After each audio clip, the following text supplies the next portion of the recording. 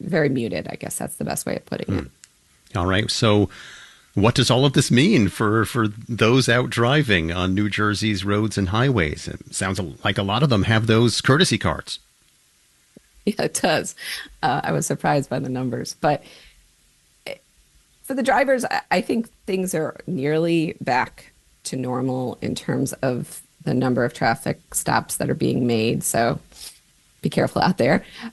But what it means, I think there's a lot of people within the state police who were eager, in fact, for some of this to be learned and to be shared publicly, because I think there's many people there that would like to see some change, as well as retired members, many of whom,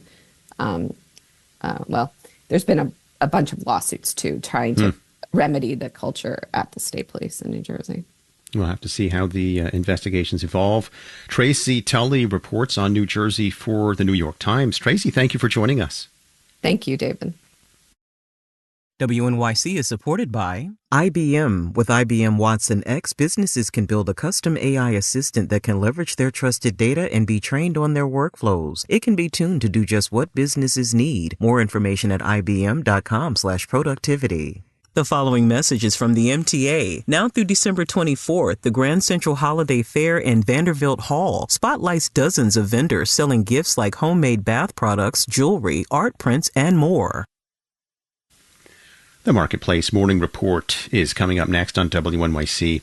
And later on Morning Edition, the compulsory gift-giving expectations of the holidays can sometimes feel like a lot. But the season doesn't have to mean spending big money to purchase new stuff. Coming up, a thrifting expert offers tips for more environmentally and wallet-friendly holiday gift shopping at secondhand shops. We'll have that story, plus all of the latest news from NPR and the WNYC Newsroom. That's still ahead.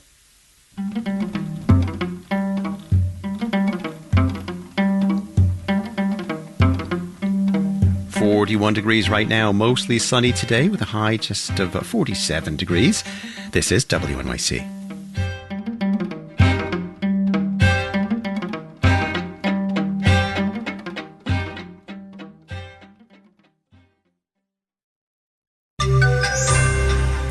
Stock index futures are pointing to a small rebound after stock prices dropped sharply on warnings higher interest rates could linger. Marketplace Morning Report is supported by Fortune, dedicated to empowering leaders to make intelligent business decisions and delivering unbiased reporting. Subscriptions, newsletters, and more at Fortune.com. I'm David Brancaccio in New York. First, a deal to keep the U.S. government funded through the holidays and into the new administration has run into opposition by that incoming administration. President-elect Donald Trump and advisor Elon Musk are urging Republicans in Congress to vote down a government funding extension. Marketplace's senior Washington correspondent Kimberly Adams is here with more. The CR, or continuing resolution, was a deal negotiated between House Speaker Mike Johnson and Democrats in the House to prevent a government shutdown starting on Friday. With Republicans in a slim majority, Johnson had to make some concessions to Democrats to get it done, and those concessions drew the rebuke of not just Trump this week, but also Elon Musk, who's demonstrating just how significant his role might be in the incoming administration. Trump and Musk complained about the cost of the overall package, and in a surprising turn, Trump said in a social media post he wants Republicans to raise the debt limit with the legislation as well, so that issue isn't waiting for him when he takes office. So now Republicans are scrambling to see what kind of deal they can get done before Friday. In Washington, I'm Kimberly Adams for Marketplace.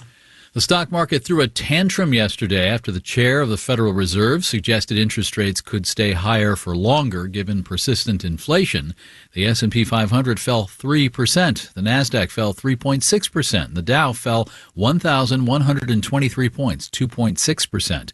This morning, I see signs from the futures market that the paroxysm of selling was overdone, with Dow, S&P, and Nasdaq futures all up between 3 and 0.4%.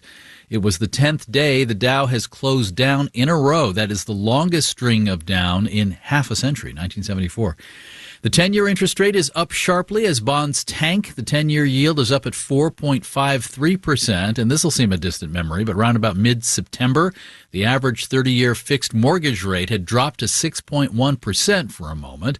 Now, using Mortgage News Daily's calculation, it's up a full percentage point, 7.1%. So much for a short moment of mortgage refinancings.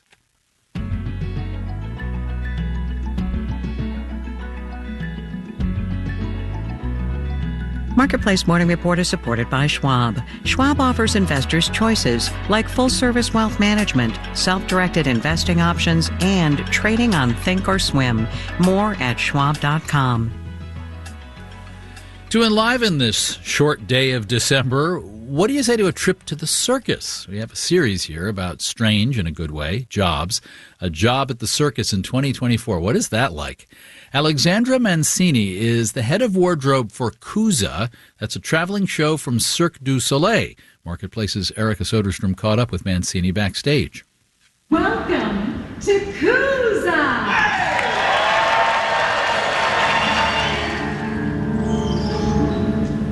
I'm Alexandra Mancini. I'm the head of wardrobe here on Cusa. In my first year of university, I actually saw Cusa, and I remember being like, oh my God, this is what I want to do. I definitely want to work on fantastical costumes like this. I then went to work at a theme park where it was kind of like second school. We had a figure skating show, musical theater, acrobatic, diving show, and the mascots in the park. And then we also prepped for Halloween events, so I got to learn how to make prosthetics. So it was kind of not the best paid job, but we had a budget to research and develop ideas. So right now what you'll see is everyone hard at work prepping the show for tonight. In each show you'll see about 1,200 costume pieces. We have 53 artists. Each of them have about 3 to 4 costume changes. So you can see how it multiplies quite quickly. As I was working with more acrobats that started getting hard with Cirque, I started hustling a little bit, and I was very bold. I don't think I would do this now, but at the time I got the artistic director's email address, and I was like, hey, here's my CV, here's my portfolio, can you have a look? I'd love to work with you.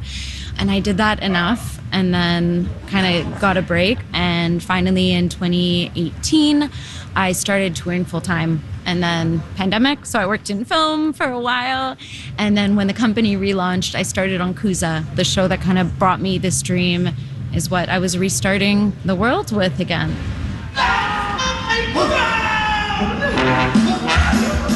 One of the costumes on the show, the Innocent, like the main character, he's wearing blue, beige, turquoise, and orange striped pajama type things. And this used to be knitted out of wool. This artist is on stage the entire show pretty much. Sometimes we're performing in really hot climates. And with wool, you have to dry clean it. And you can only dry clean it once a week because we have shows. So we worked with a textile designer to create the image of knitted wool in those colors on a spandex material that we print. It's sewn to look like it's baggy like wool, and it has the same pleats. But now this costume we can wash every day. We can work on much easier. So operationally, it is much better for the artist and his needs. How's everybody doing? He actually has 3 costume changes, the trickster character. He also starts the second act of the show as the crooner, we call it, which is the skeleton character.